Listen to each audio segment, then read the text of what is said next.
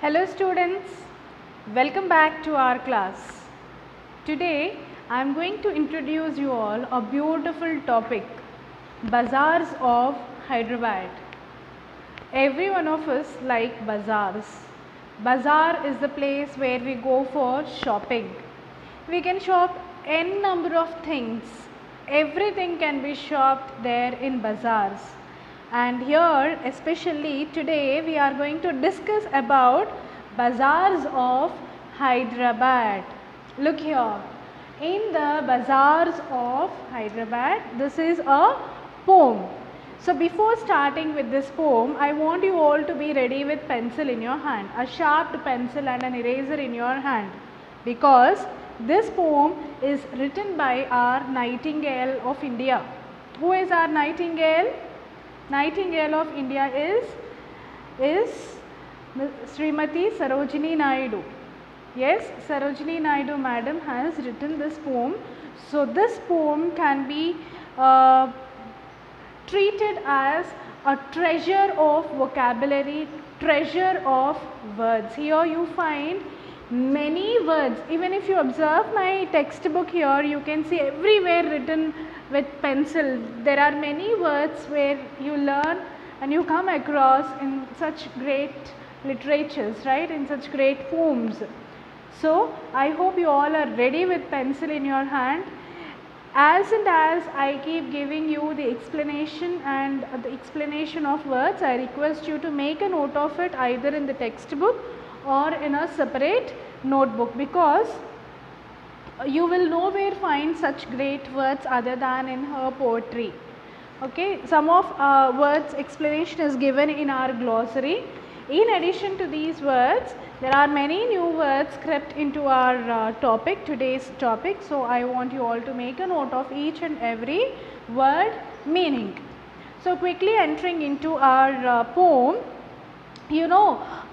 this is written by our Nightingale and this is published in Bird of Time book. She has written many books. Madam Sarojini Naidu has written many books, and from among those books you find this poem in her Bird of Time book.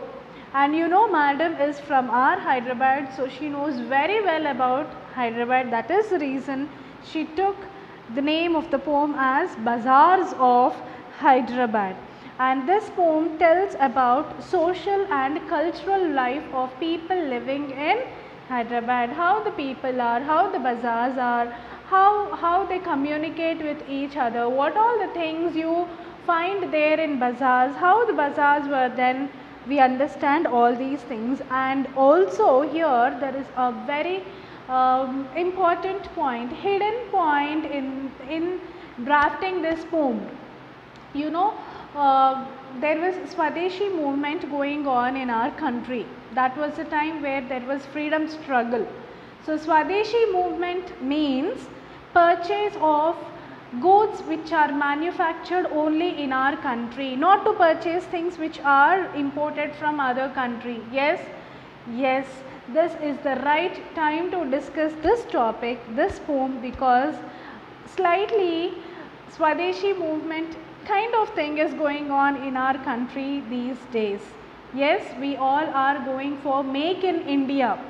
Yes, our Prime Minister has designed this project, Make in India project, just to improve manufacturing sector in our country. Imports should be minimized and exports should be increased for the welfare of our country, economic welfare of our country. So those days it was freedom struggle, and Madam Sarojini Naidu has drafted this poem, written this poem to make people aware about purchasing Indian manufactured goods and not to purchase those goods which are brought from other countries, to strengthen our country and to impart or instill the thoughts of Swadesh or Swadeshi movement in the minds and hearts of people.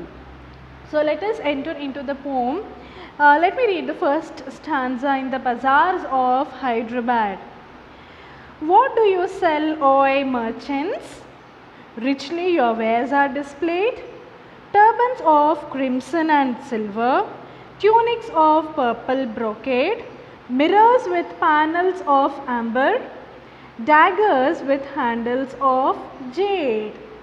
You understand nothing in this. First take down the meanings of this, then you read this, you definitely understand the meaning of this stanza. What do you sell, O merchants? When we go for shopping, what do? We ask him, what are the things there with you? What is this thing you displayed? What is that you displayed? What for this is used? What for that is used? Yes. So, even if we want to sell any product in the market, what do? The first thing, we display them. The best things will be displayed. Yes. So, here also, here someone is asking, what do you sell, O merchants? O means it is a style of calling people. Okay, so what do you sell, O merchants? Means here the merchant has displayed all variety of things to attract people, and to make them purchase those products. What are the products there? Turbans of crimson and silver. What is the meaning of turban? Turban means pagdi. Okay, that during wedding ceremonies you find people with colorful turbans or pagdis on their head, like a knot kind of thing, and a piece of cloth comes down. Yes, that is called turban, or in other ways we call it pagdi. So this man has displayed those turbans of crimson and silver. Here crimson means rich, deep red color. Simply maroon color. Maroon. Who doesn't like maroon color? Every one of us fall for dark maroon color, right?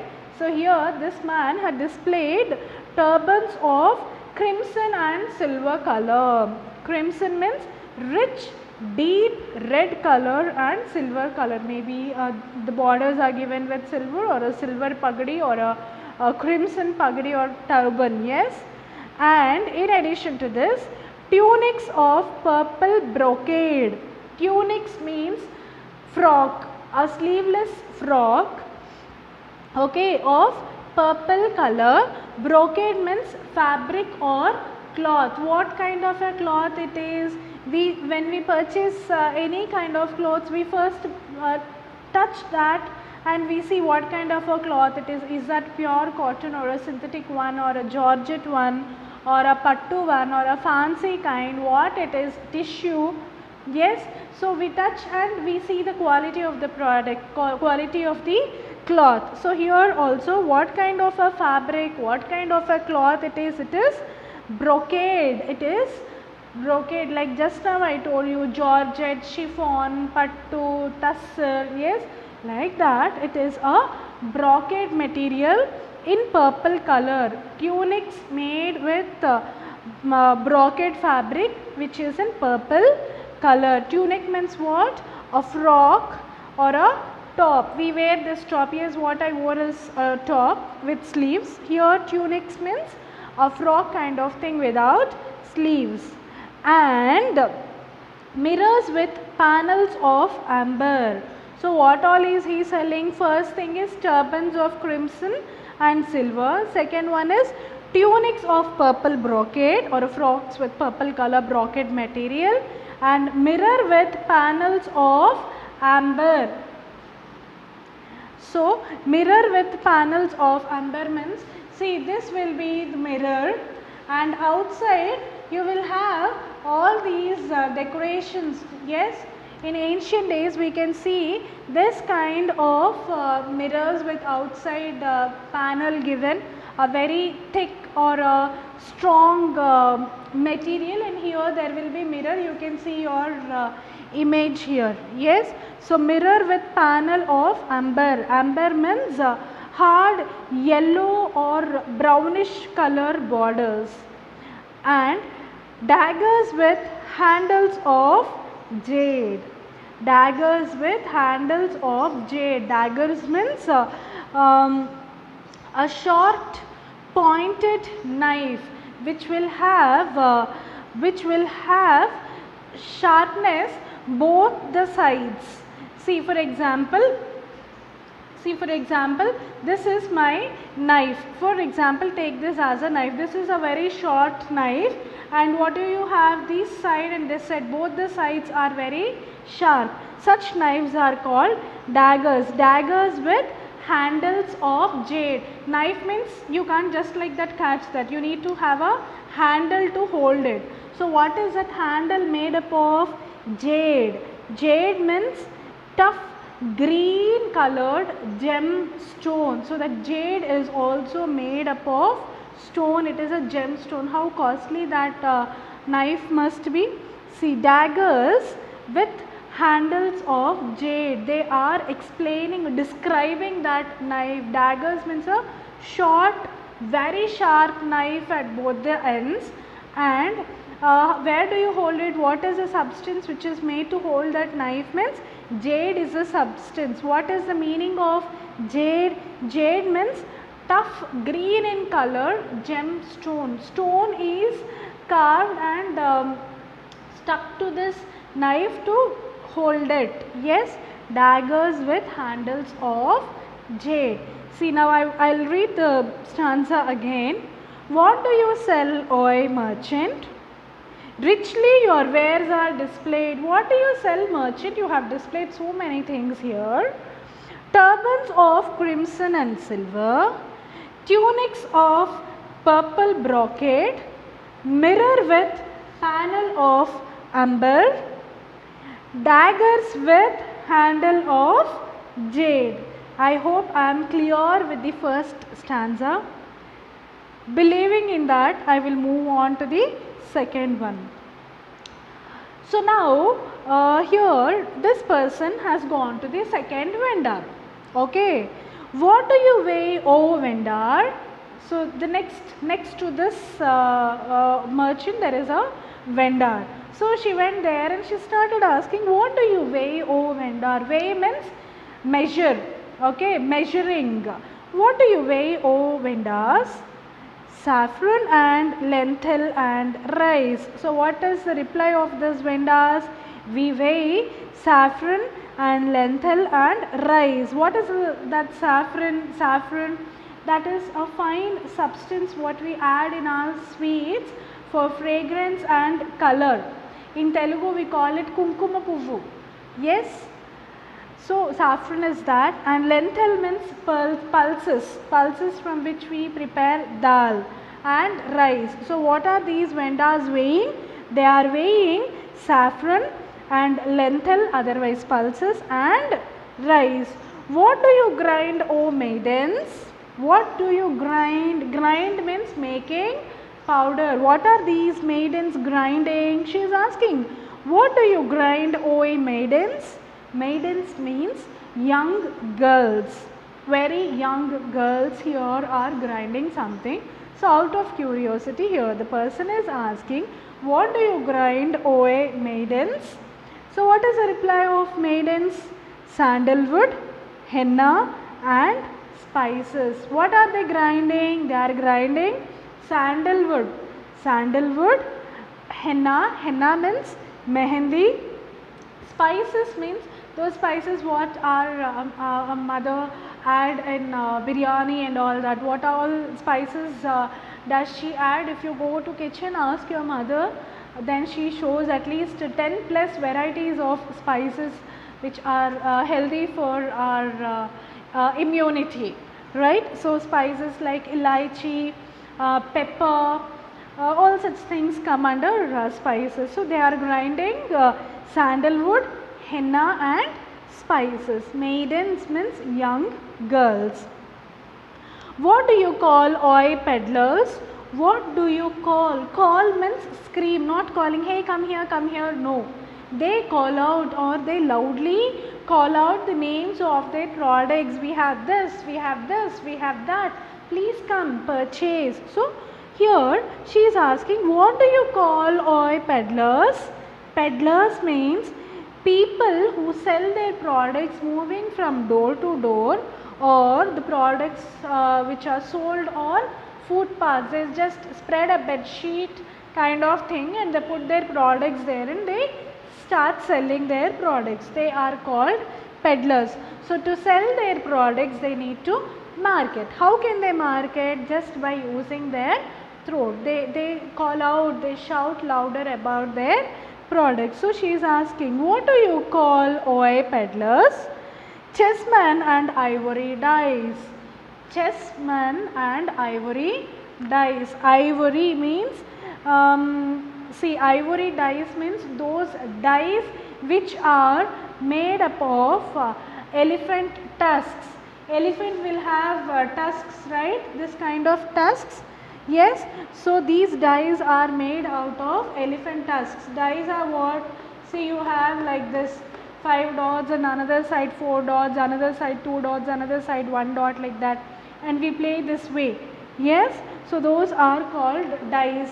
These dice and chess coins. Chess, what do we play chess with? Yes, all those are made up of ivory. So chessman and ivory dice. This peddler is selling chessman and ivory dice. Let me read out this stanza once again for your better understanding.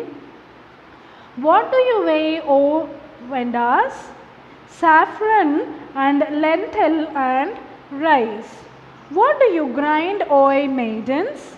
Sandalwood, henna and spices. What do you call, O peddlers? Chessmen and ivory dice.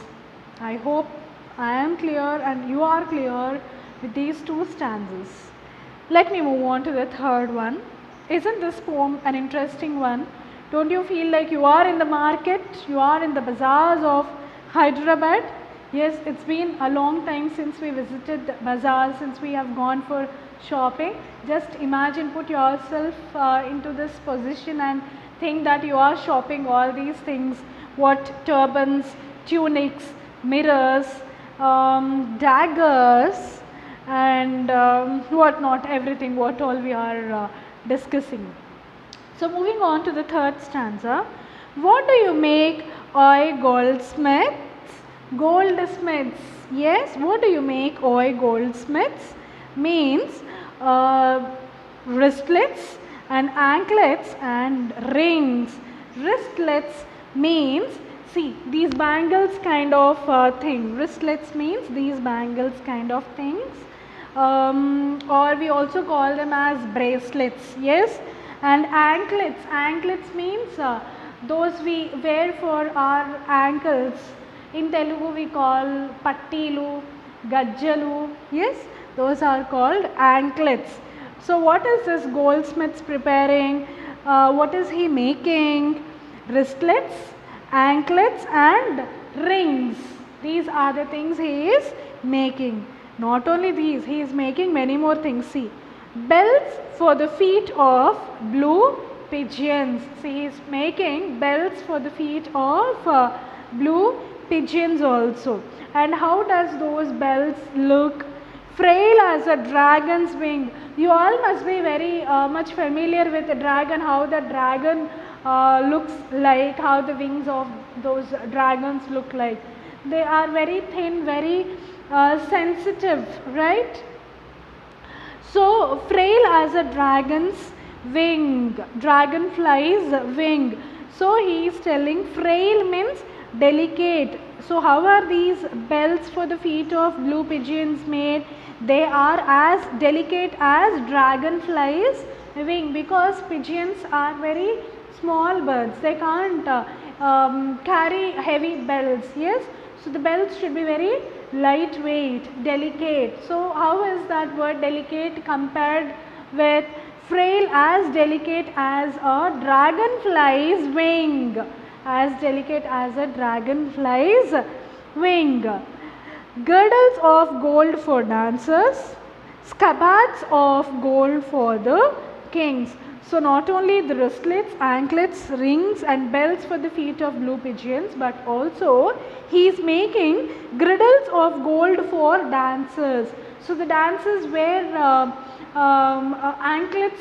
Yes, they give good sound. They look like a belt. Yes. If you find any dancer nearby to your house, or if you are a dancer, or if your friend is a dancer, you can ask them what are these girdles. So they tie to their food so that each of their movement will sound rhythmic. Okay, so those are also made by this man. Girdles means belt of gold for dancers, just like our anklets, but heavy in size, broader in size, louder in sound. Okay, scabbards of gold for the king. So what is he making? He is also making scabbards of gold for the king. Scabbard means in which we put sword. See, if you have seen this movie, what is that? In that Prabhas will be there and Kattappa will be there, Bahubali. So in a scene, Ramya Krishna takes out her sword. Yes. So from where does she take out that small knife? Yes, from her waist. There will be a storage kind of thing for that weapon. So that is called scabbard. Mostly it will be like this only. It will be like this, and here they hold and they pull the knife. Yes. So scabbards of gold for the king. He makes so many things. What does he make? What does this goldsmith makes? Wristlets, anklets, ring, belts for the feet of blue pigeons as delicate as dragonfly's wing, girdles of gold for dancers, and scabbards of gold for the king. Let's move on to the fourth stanza. I think this is a bit lengthy topic, but I don't want to end this. Let us conclude. We just have very little to discuss. What do you cry, O ye fruit men? Cry means call out loudly, shouting. Okay. What do you cry, O ye fruit men? Citron, pomegranate and plum. So what is citron? A type of lemon. So what is he doing? He is trying to sell his products. What all products does he have? Citron, pomegranate and plum. All these are very good for immunity, right? So let us also have all these kind of fruits. What do you play, O ye magicians? What do you play, O ye magicians? Spells of eons to come. Spells of eons to come. What is the meaning of eons? Eons means extremely long period of time. So this magician is going with a magical spell that people here should have extremely long period of time, means they should live long, a kind of blessing. So let us go back to this stanza again. What do you cry, O ye fruit men?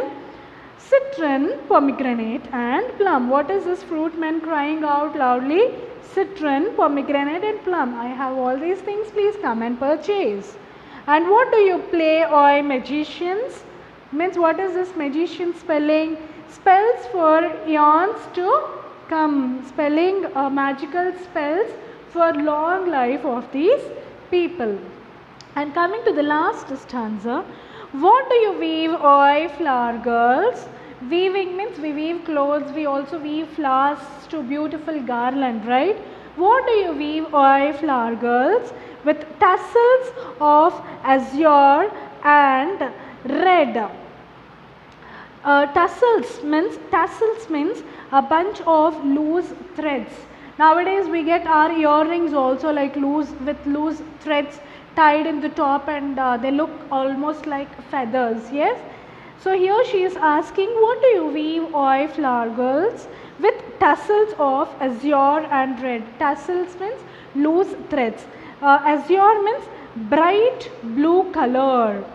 Bright blue color. So tassels are with bright blue in color and red in color.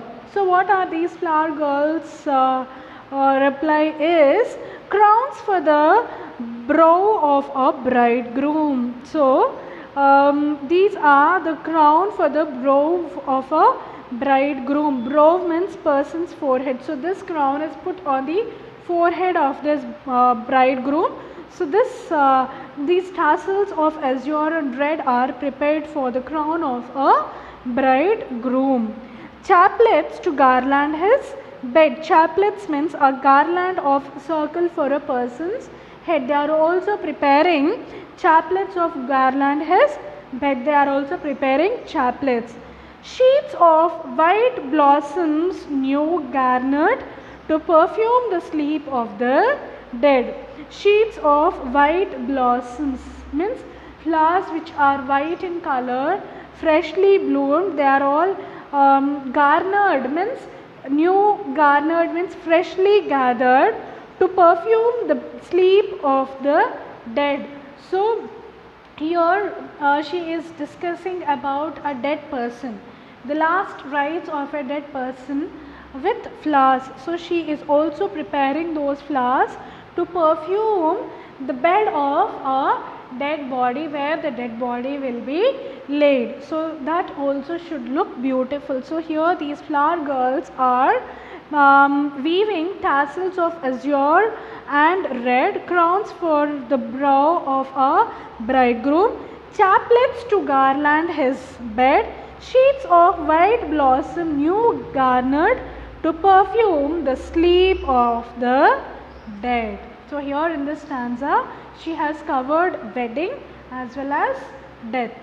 So here if you see, each stanza is different from each stanza. The first one is about a merchant who is selling turbans, tunics, mirrors and daggers, and in the second stanza here she has gone to a vendor who is weighing saffron, lentil and rice, and she has gone to maidens, young girls who are grinding sandalwood, henna and spices, and then she goes to a peddler who sells ivory dyes and chess man.